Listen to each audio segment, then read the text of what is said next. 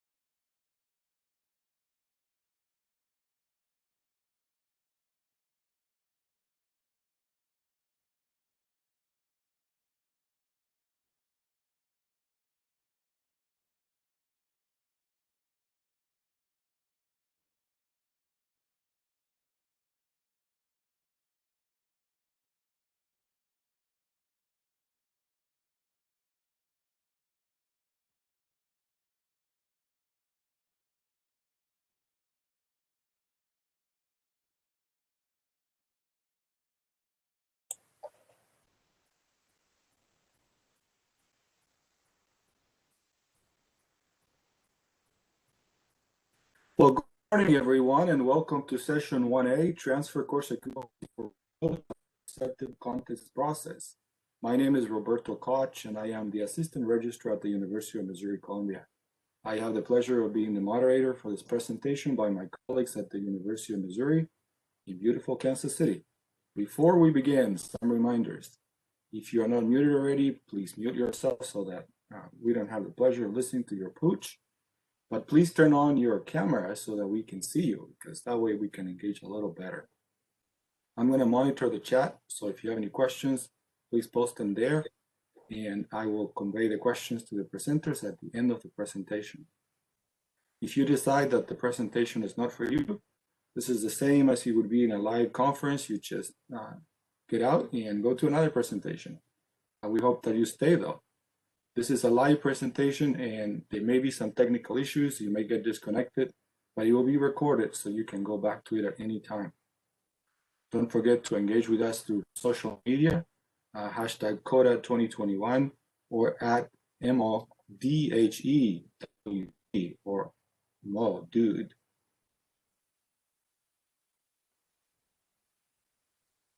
All right, so now I have the pleasure of introducing the session presenters. And Laura King.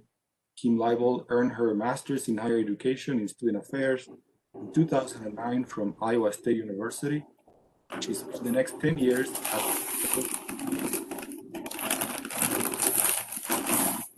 curriculum administration.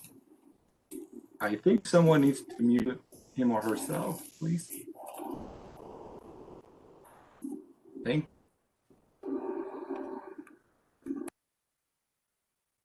Kim Leibold. She spent the next 10 years as an academic advisor before transitioning to curriculum administration. As the undergraduate curriculum and articulation specialist at UMKC, she serves as the institution's transfer articulation officer. She also supports the institution's annual curriculum and assessment cycle, including curriculum alignment and updated plan of study processes. Laura King is from Kansas City, Missouri, and she earned her Bachelor of Art degree in English from the University of Nebraska-Lincoln and a Master's of Science in Organizational Development Psychology from Avila University. Laura is in her 8th year in higher education administration and has worked with transfer credit articulation for the last 6 years. She currently serves as an assistant registrar at UMKC. Oh, well. Okay, thank you, Roberto. So as Roberto said, I'm Laura King, and I'm joined by Kim Leibold, our Transfer Articulation Officer at UMKC, and we are here to present to you our newly created process for transfer equivalency review through a workflow system in perceptive content. So we'll just go ahead and jump right in. Here we go. So we just wanted to provide a quick overview of what we'll be talking about today. So we're going to start out with the background and purpose. So why we started this new process, what that process looks like. We'll go in depth with the step-by-steps. We'll talk a little bit about some of the growing pains we've had and the challenges, as well as the next step that we are planning on to address some of those and continue to improve this process.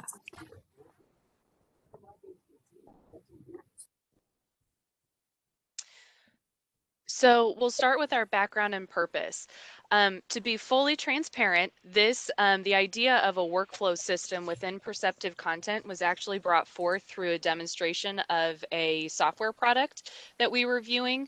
I won't go into too much detail about that. It's kind of a long and dirty road, but needless to say, the idea stuck with us. And as we continued thinking about it and wondering how it worked, we actually learned that the workflow process could be done completely separate from the product that we were demoing, which was kind of a win-win for us. So with that idea, we also had, it's one of those things you always have on your mind that, what with your current process is what your needs are. So we were up against, needing consistency, more equity in evaluations, making sure that the appropriate people are completing the evaluation.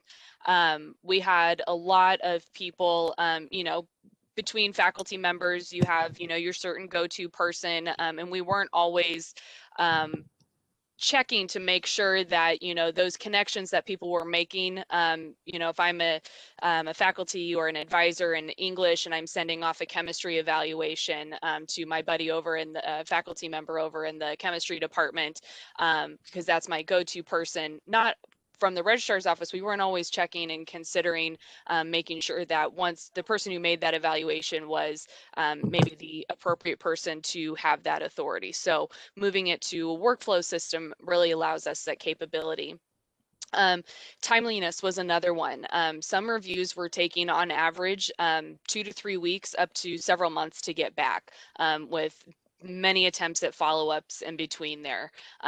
As we know, on our campus, faculty are the primary academic reviewers for these equivalencies, and they are just as busy as anyone else on campus. And trying to track some of them down for these evaluations is quite tedious. Accountability. We needed a way to get reviews out of individual emails. So like the example I gave just a few minutes ago, people going to, interdepartmental contacts, and I know you better, but maybe you're not the chair of the chemistry department, and those sorts of things. Also out of individual emails within our processing team as well. We at UMKC have a 2-person team that processes these transfer equivalencies, and just if an evaluation is sent to one person and that person happens to be out for that day or out for a week on vacation or anything like that, it really kind of hinders the process, and typically ends up with multiple emails floating around and all that sort of craziness. So we wanted to, again, find a way that met that need for us. And again, that also spoke to making sure that reviews are handled by the appropriate users. And then efficiency. So all of those pieces that I've already mentioned, when you roll them all up into a pretty little package with a bow, meet our efficiency needs. So out of that, and again, with this idea that was kind of marinating in our minds, we created a purpose, which was to create a transfer equivalency workflow procedure that facilitated timely review of transfer equivalencies that are equitably applied to student records. And that equitable piece is one that I didn't mention previously, but it does fit into consistency and timeliness and accountability as well. So to give you an overview of the process, it starts with the advisor and student. And then and we'll go into the details here, but just to give you a broad overview, then it transitions to our records and registration team where they put it into perceptive content. And then that goes through the workflow to the department, to me, the transfer articulation officer. And then that decision is sent back to the records and registration team, who then forward on to the advisor. So it's kind of, that cyclical process. And this is something that we are using for all undergraduate students with domestic transfer credit. And so we roll this out in phases, with the first phase being current students whose credit is already entered into our student information system. And we did this for a couple reasons. Number one had to do with the mechanism that we are using to communicate this, which I'll go into in the step one, as well as really recognizing that current students need to know their transfer equivalency if they need to have it reviewed and updated in often a timely manner. Sometimes we are getting these and the student is on the graduation list or trying to plan for their last semester, last year, and need to know if this course that they took will actually, maybe the equivalency will be updated and it will fulfill a requirement that they're needing. So that's why we started with that population with phase one. And then we found pretty quickly that we could move it also to phase two and utilize a little bit different mechanism in terms of beginning the process. The workflow and perceptive content is the same. With prospective students and maybe students who are saying, what if I take this course? How will it come in? So things that are not yet on a current student's official record. We're thinking phase three will be with international credit. Our International Student Affairs Office has shown interest in using this process. We just want to make sure that we get it pretty clean and get everyone used to using it before we introduce yet another phase. It's important to recognize that this is not a student-facing tool. The student might be involved at the start of it in terms of acknowledging and recognizing that credit maybe should be reviewed for possible updated equivalency, but then they are not a part of the rest of this process until they are notified by the advisor of the decision. The workflow itself, like we've talked about, is built in Perceptive Content's image now. And our communication tools that we use to communicate between the records and registration team and advisor and student, we use Starfish, as well as Box, which is our document sharing platform, and then also email. So getting into step one, the advisor uses our Starfish system, which we call UMKC Connect, to raise a flag. And so we have built this flag called a Review Transfer Course for UMKC Equivalency flag. We've built this flag to be, again, non-student facing. So the advisor raises this flag. It's not on the student's record as an early alert flag. It's just an advisor facing flag. So they bring up the student that they are working with, and they raise this particular flag in our Starfish system. We have a template built in the flag that the advisor fills out. We built this with our records and registration team to be able to capture all of the information that they or a faculty member would need in order to adequately review a transfer course for potential updated equivalency. That includes the full name of the sending institution, the term that this particular course was taken by the student, the full course information, so the number, the name of the course, and then we do have them put the employee ID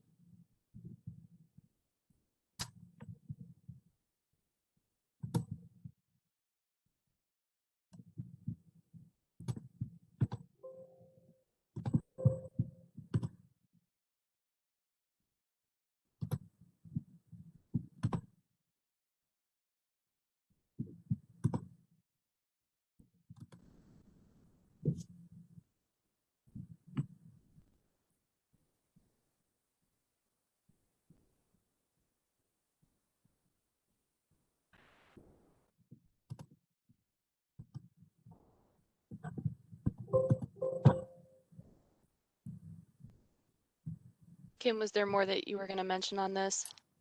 Am I still on? I'm sorry, my WebEx, oh, there we go. Oh. It completely cut me out. I am sorry, it like shut everything down, and I thought I had lost all of you. No, you're very much still here. Okay, my screen totally went black and said that I needed to authenticate, so I lost all of you. So I apologize for that. Yes, I was going to say that we have the advisors enter the student ID on that form because this generates an email to our records and registration team. And so they don't see in Connect that this is the particular student that the flag is associated with. So they still need that information in case they need to update that student's record. The flag template also includes a place for advisors to link to the syllabus for the course that needs to be reviewed. Advisors upload that syllabus to Box, that document sharing, and then paste the share link into this particular template. And that allows anyone with that link to click on it and view that document through the Box system. This is really great for faculty as well as myself as the transfer articulation officer to be able to really adequately review the particular course. Now, we don't require students and advisors to provide a syllabus in order for review, but we do really strongly encourage it. It really helps in the review process, as I'm sure many of you know. We then also have a space for advisors to put comments. And it's very helpful for us when advisors put what course they are thinking this might be equivalent to, or if there's a particular requirement that they are thinking that this might fulfill. So if they have a course that is a chemistry 1 that maybe perhaps did not come in as equivalent to our general chemistry 1, they might put in, hey, you know, this might be equivalent to Chem 211, which is our Gen Chem 1 number, and as a way to request that be reviewed for that, or give a prompt to our faculty or myself as to what they are thinking this course might be equivalent to. The advisor gives that flag, which then triggers an email to be sent to our transfer credit team through the shared email account. So we use that because it is a common account that everyone has access to in the transfer credit team. So again, taking it out of individual emails and into a central place so that it can then move on to the next step, which Laura will talk about. Yep. So as Kim mentioned, we use a general resource account called Transfer Credit at umkc.edu. And this is where the information, the templates that are the emails that were raised in Connect will go to alert my team that we have an equivalency that we need to start an EForm into the workflow process for. So this is just kind of an example of what the EForm looks like. I'm going to try to zoom in here to give you a better idea. So we start with an institution ID, and that is an org code, as we call it, as it relates to our student information system. So that is a number that is specific to our institution, but also the institution name, the term and year that the course was taken. As you can see, the subject, course, title, credit hours, and then under the external course notes is where we would include the course description. If there is no course syllabus that's provided from the student and or advisor, so they've not uploaded any sort of documentation to Box, then my team uses TESS, Transferology, to pull the course descriptions from.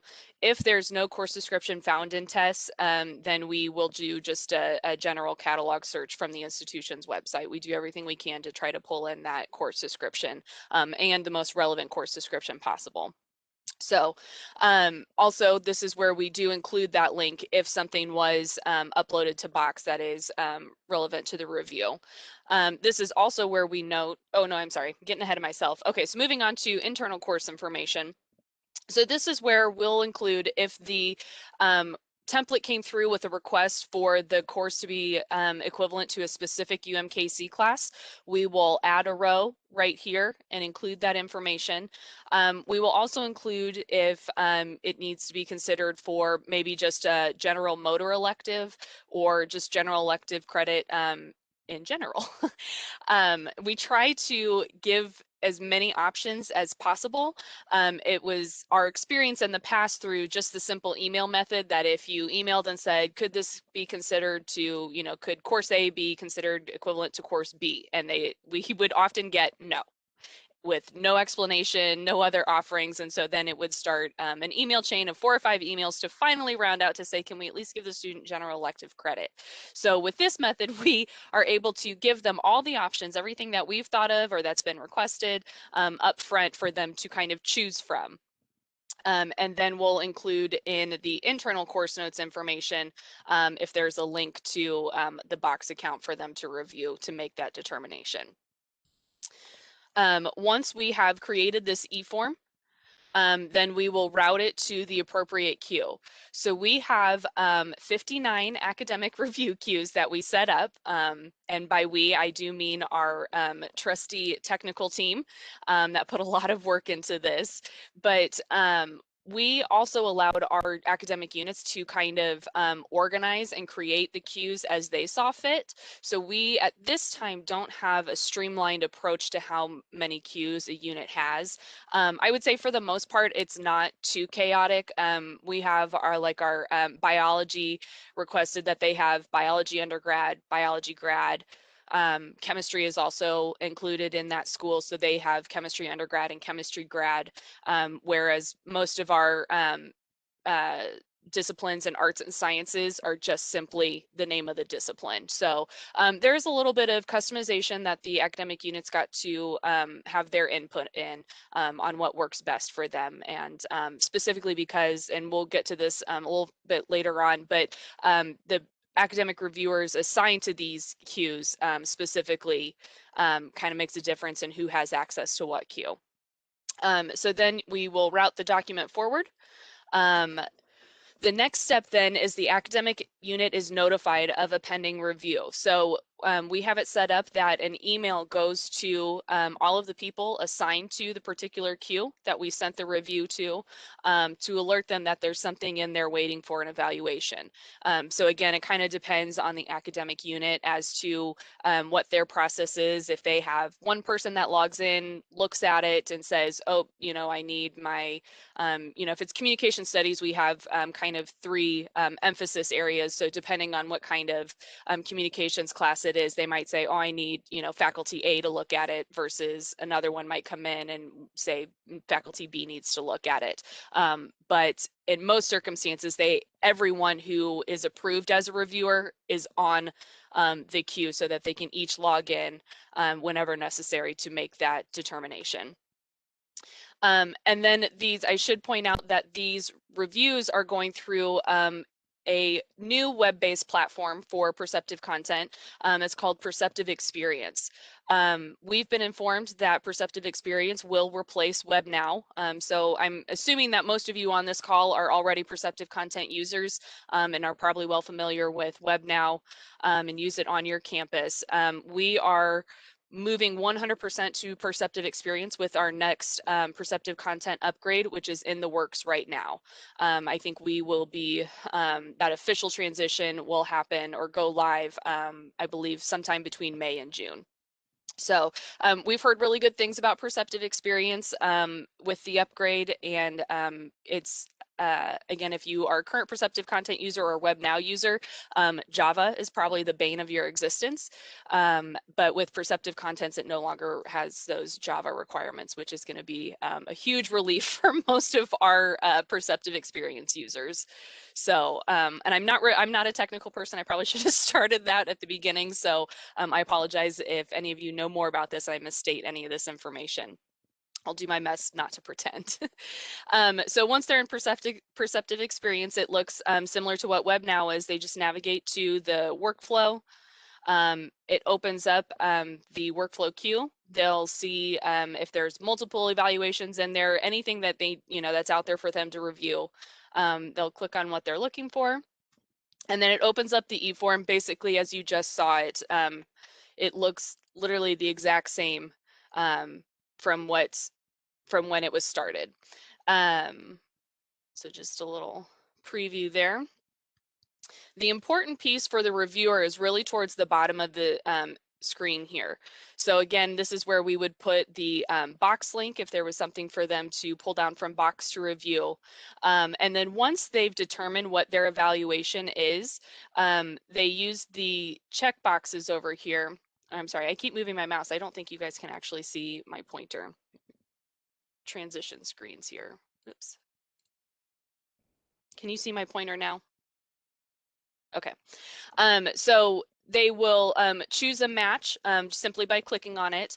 If they don't see an option that is relevant and they want to include their own option, they do that simply by clicking on the green button, and then they can include notes here in the internal course notes or down below as well.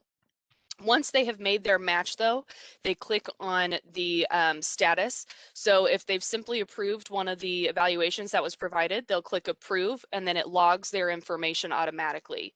If they have modified it, they should choose modify, and then it'll require them to give some, or to include some notes as to why that was modified. Let's go. Okay, so you can see what it looks like with the approve on there. It logged my information. I included some notes, and then they will route forward. They only have one option to route forward, and that is to our transfer articulation officer approval queue, which is Kim Leibold. So that's kind of the good news, is we don't give them any sort of opportunity to route it to the wrong place, but they'll use this button right up here to route forward. And then it goes to step 4, back to Kim. So then it comes to my queue, and I have on my calendar a couple times each week to be monitoring this particular queue. And so when it gets to my queue, there could be a couple things that happen. So if the faculty member has given feedback on the potential update of the equivalency, whether or not it needs to be changed or confirmed, I might just review that if I have any feedback. Or if it goes, if it's not in alignment with any of our potential articulation agreements or Motor 42, then I would route back and give some feedback and suggest an alternate. If the department did not give any feedback, I might route it back again if I feel that it really needs some specific discipline expertise. If it is something that is much more of a general education course credit, and I feel like I have the appropriate information, I am able to make a determination and route that forward for update. So when I route forward, then it goes to the records and registration team. Yep, so once we have Kim's approval, it goes into our KREC CEQ SIS input. So that's just our code for the queue that we need to take action on. We also have it set up to where the registration and records team will get an email once those evaluations have landed in this queue and that there is something for us to review and take action on. So in this queue, we will update pathway if it's a transfer rule that or a transfer equivalency that has a rule built into our database. We'll update that rule or we'll create it if it's brand new. And then we update the student's record accordingly as well. Once we have made those changes, if necessary, to the appropriate student's record, then we follow up with the advisor who started the connect flag. So we respond back to the email that initially started our review to let them know what the results are, and then so that they can close the loop then with the student. Once we do our due diligence and make our updates to pathway, then we route it to CEQ complete, which is then where it's archived. And we anticipate that we don't have it currently set up yet, but we anticipate having the archive set up. I think it was after 60 days. And then it'll just kind of, it'll flow out of that workflow queue to its final resting place in the archive records, but still in a place where we can run reporting and document searches and be able to look it back up if necessary. So as Laura mentioned, once the records and registration team gets a determination on the equivalency, either if there is a change that needs to be made and they update that student record, or if the equivalency is confirmed, they respond to the email that was sent, so either to the advisor, or if it's one of those phase 2 where it's perhaps a prospective student, then it might be a faculty or a recruiter that they're responding to. They respond with the decision, and the advisor closes the loop with the student. So for our current students, the advisor will copy that outcome from the email sent from the records and registration team into the connect flag comments, and they will resolve that flag. Part of that is that they click send a copy to the student, and so that notifies the student of that particular outcome of the review of that transfer course. They might also, choose to resolve the flag without clicking that box and just send a separate email to the student. We leave that up to the advisors. Prospective students, since they are not in Connect and this is through email, then they would just respond to the faculty, recruiter, advisor, whoever initiated it, would respond to the prospective student via that email with the outcome of that review. So that's kind of all the steps in the process. So just wanted to go over some of the specifics and technical aspects of the process. We do have a time frame set on this. So as you remember from the beginning of the presentation, timeliness was kind of one of those key components to creating this process. So we have the equivalency or the EForm set up so that they only sit in the academic unit queues for 7 days. In the email that we send to them, we ask that they review and make those determinations within 3 business days. But we have it auto set up so that they auto route to the TAO reviewers queue after it hits 7 days. So with that, we are also, and by we, I mean the registration records team is also very cognizant of when we create these e-forms and send them off. So we make sure to, if it's, you know, a couple days before winter break or spring break, we're not going to be sending these evaluations out. We're not, you know, trying to set people up for failure or anything like that. We want the information back as, you know, as quickly as we can, and sending it in a time frame where we know faculty are less likely to be working hard on these is not part of our procedure. So as mentioned, if it's not routed forward before that 7 days, it goes back to, or it goes straight to Kim's queue. And then as Kim mentioned a few minutes ago, she has the capability to, depending on what it is, to route the evaluation back to the queue. It'll start that 7-day time frame all over again, or she can make the determination herself and then route it on for us to finish the process. On the beginning and back end of those steps, so with the creation of the e-form, and then the so that from the time that the registrar's team gets notified that an equivalency is ready to be reviewed, we say 1 to 2 business days to get that e-form up and running and sent through the queues. And then on the back end, once we get that evaluation completed, we also say it'll take between 1 to 2 business days to get the information updated in our system and updated for the student's record. Before we reach back out. That currently, again, full disclosure, is one of the pain points for the academic advisors because we are currently experiencing some lag time with the units themselves and having to send multiple evaluations back. So we've learned just better communication as to the time frame as a whole. And then moving on to the technical aspects. So for anyone who's interested, we have these set up. So again, I mentioned we have 59 sub queues and they're organized by 14 super queues.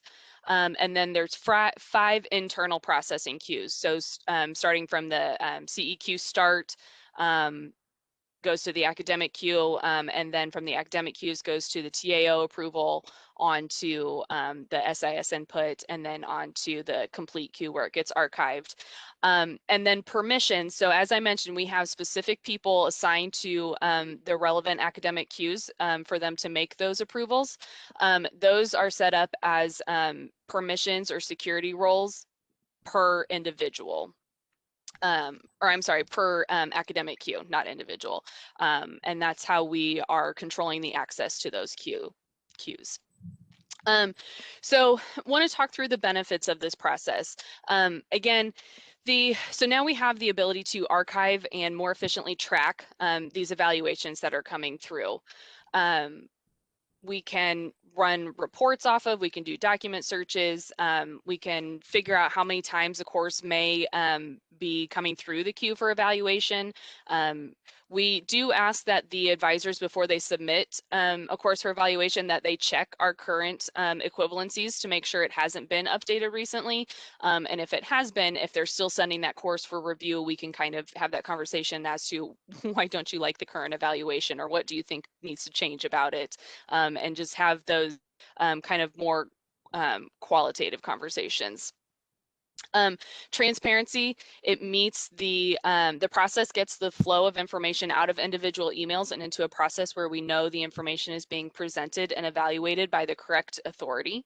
So again, if we have to go back and look at who approved what, you know, the accountability and the reliability is on those units, and they are in full control of, by telling us who should have access to approve those, which then rolls into our controlled access, allows us to confirm on a regular basis. So we will have a process for checking on a frequent basis if there's, you know, changes in the units. A lot of departments have their chair changes on an annual basis, and so they want their chair to make those approvals. So making those updates in a timely basis as well. And then regulated. With the regulated time frame, we can get pertinent information updated in our system and on our student records in a reliable method. We can also control when we send the evaluation. So like I mentioned, we won't send them 2 days before Christmas break or, throughout spring break. Summertime will actually be a really interesting time frame because I know a lot of faculty are not working or checking emails. However, as you all know, summer is a huge transfer time. That's when we're doing a large chunk of our evaluation. So that's something we have yet to but we have yet to come across. But we will be working with those departments to ensure that the people who have access to those queues are people who will either be available during the summer, or if there's somebody in the admin that can make those decisions during the summertime. So again, just making sure that we get the information in a timely manner. I'm going to let Kim talk through the, oh, I'm sorry, I was going to talk through the challenges. Sorry. I can, but no, so along with the challenges that we've come across, so part of it is just it's a new process, and it's a big shift in procedure. Again, people are so used to just those interdepartmental contacts, and it's a lot quicker for me to just send an email to my friend, again, over in chemistry, as opposed to having to now alert the registrar's team when I want something reviewed, and letting it go through that process. But as we're trying to inform our community and show them that the benefits really outweigh the negatives, while they may view it's quicker to do their one-on-one contact and then let us know after the fact. It's really important for equity reasons to move it to this new process. So buy-in is a huge challenge for us right now. There's also a lot of other changes going on within our academic units and advising. We're making huge shifts as a result of COVID and pandemic life, and those shifts will be prepare us for any sort of future chaos that we may experience. So it's just a busy time right now, but we're all going through process changes to make things more efficient. Remote access was another one. So again, with a good majority of people working off campus, we didn't realize going into it how many of our faculty members do not actually connect when they're off campus through a secure connection, basically because they don't have to. Pathway and Canvas, or I should say our PeopleSoft is the student information system we use. Those are web-based. They can access without being on the secure, being securely connected. So we have to make sure that they have either VPN access or remote desktop access. And that is a point that we could not stress enough. And so that's been one of our challenges as well. And then the detailed steps to accessing the pending EForms. We've had a lot of confusion with once you open the queue, unfortunately, it doesn't show you everything that's in the queue right off. You have to actually click search to kind of bring in those evaluations. So we've had a lot of confusion because people open the queue and they say, well, I can't access it. And then we have to start from the beginning. Well, you can't access Perceptive Experience, or you can't access the evaluation. And it's just all growing pains, learning curves, things that we didn't necessarily anticipate, but not unexpected. And then the timeline adherence, as we've mentioned a few times already, we are getting some resistance on being able to have those evaluations completed within 7 days and having to reroute into the queues, which is then causing issues for the students and advisors. And then over customization of the queues. So I mentioned earlier that when we rolled this out and we were creating it, we didn't have a template or a specified format for all of the units. However, we are finding as we work into these processes that in some instances, it may be better to kind of have a specified format, or at least some sort of guideline, so that a unit doesn't end up with 5 queues, with one department might be using 5 queues and another department, a similar department, might be using 2 queues, and say, well, let's consolidate, and this can really be done in 2 to 3 queues. So those are the challenges that we're facing currently. Those have been identified, but as we work into this process, as with any new process, there will always be challenges and things to look forward to. So that's why we have several next steps that we are planning on doing. We are going to have continue and increase our faculty training. This is also going to be an opportunity for our departments to reassess those complexity of the queues, like Laura was talking about, confirm that the appropriate people have access that need to, look at the setup, make sure it's working for everybody. As well as get everyone in the system. We know that it's difficult to remember how to use a new system if you're not in it all the time. So that's, again, part of that culture change, and we really want to get people used to checking this every week. So we're going to have some additional live trainings, as well as posting the resources, recordings, all of those things. Working with the department chairs also to increase that compliance and make sure that it's also coming from the top down, the importance of using this process. We're going to, as part of that, we're working on developing a report so that we can show department chairs how often things are being routed back to particular queues or moved forward without any action by departments, so that they can help with that accountability piece. Because ultimately, we really want to move towards a more proactive process for reviews. So right now, this is for reviewing credit that is already entered in current students' systems. So a student has been matriculated, their credit has been reviewed and posted based on the rules and processes of the records office, but maybe something came in as a department elective and the student wants it reviewed for an exact direct equivalency. That is when this process is being used right now. We did mention that we have moved this forward for prospective students as well, through just an email rather than a Starfish template. So something like this could be used without Starfish. That's just the mechanism that we started with to help track current students and resolve those loops. But we'd love to move it more towards regularly updating our transfer tables in a way to use this process and workflow to communicate with our departments really regularly to maintain updated review of our equivalencies, particularly with our big partner institutions, our regional institutions. We're finding that a lot of these courses that are coming through this review process are from institutions that are not regional, are not our common transfer institutions, and so we maybe don't have rules set up, and that's why they've been awarded maybe department elective credit and might need to be updated. Okay, so that is our transfer equivalency processes in a nutshell. What questions do you have? I see a lot of good questions in the chat. Roberto, are you going to read through those so that we can answer? Yes. Or do you want us to go through them? Yes, I'll read them, and we are almost out of time, so we'll be quick. First question, how are advisors getting the syllabi? Do you expect advisors to do that for students?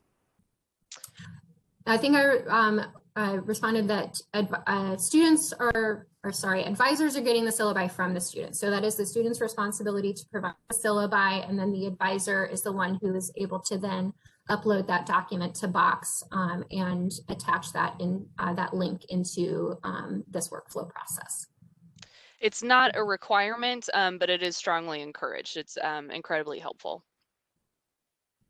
Next question, is the assumption that this process always starts with advisors? What if your process starts with the actual transfer credit specialist who needs to reach out to the advisor or faculty to review? So that's what Kim was mentioning, is moving more towards proactive evaluations as opposed to reactive. So right now the process is set up for reactive, meaning once we know that a student has some sort of credit and figuring out what it's equivalent to, but we would like to move it more towards where, you know, we're updating our MOUs, our transfer articulation agreements. You know, sometimes we have units that keep track of our partner schools catalogs, and they'll review on a somewhat annual basis and let us know what courses need to be updated and that sort of stuff. And so we are encouraging, you know, when we have those mass kind of evaluations come through, it's hard to send them through the CEQ workflow because you do have to create one EForm per review. But we are kind of thinking through some other methods of how to do that so that we can continue to track in the same way. Because again, it's if we can get all of the tracking mechanisms in the same system, that is beneficial. Next question. On average, how long does it take you to approve a student's transfer credits that come from a community college? Say they have 60 hours to transfer into a bachelor's program. Are you only requesting certain classes or all the classes that are transferring? So I'll say if it's one of our kind of partner schools or area schools, community colleges, it probably takes anywhere between 2 to 3 weeks on a normal basis for that evaluation or for the credit to get entered, just based on the sheer number of transcripts that we're entering credit for. And those are those transfer equivalencies we have built up those are pretty robust in our transfer tables. So those evaluations for the most part are already done. It would be simply a matter of if the student reviews their evaluation and then they say, well, why am I not getting specific credit for this class? Or maybe the advisor says, you know, I think we can get you some updated credit or a better credit for this one. Then that would probably, I guess we don't really have an average for how often that's popping up. I would say it's probably happening closer to beginning and end of terms when students are really taking a hard, close look at what they're trying to enroll in and move forward in their programming.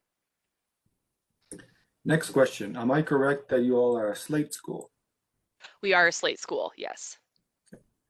Is there a reason you do not route the course evaluation articulation request to departments in tests?